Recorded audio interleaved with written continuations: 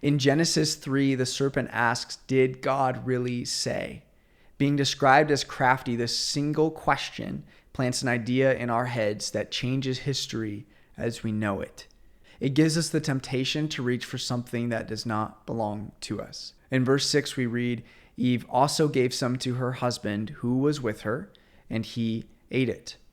And the main thing to take away from this verse is that simply Adam had to conceivably reach out for the fruit, take it, and eat it. Adam had to grasp at what was not his. In the simplest terms, this can be a definition of sin, reaching for something that does not belong to us. The appeal of the fruit was to be like God, to become something that we were not meant to become. And it's the same thing with our own sins. We'll always be grasping for something, be it power, money, control, desires, etc. What is beautiful, though, about this broken story is that already in between the lines of the fall, redemption is bleeding through.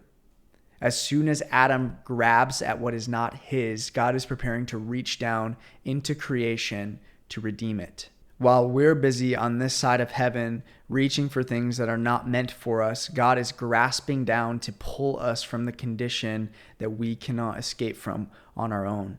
David wrote in Psalm 40, "He lifted me from the slimy pit." And though we might scramble over the roots and rocks reaching towards the top, we will always end up back at the bottom again. Grasping brings us no value. And in contrast, we read about Jesus in Luke chapter 4 when he's tempted by the devil. He's tempted with food, safety, and power, but much more than that, really. Jesus refuses to reach and take any of it.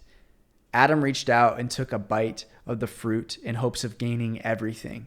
And as his teeth pierced the side of the fruit, the sweet juices of death, decay, and selfishness bled out over humanity. But Jesus was offered everything, and he refused to reach and take what was not his. He submitted fully, taking the punishment for Adam's reaching and for our own, bearing what was not his so that we could participate in everything that he deserves.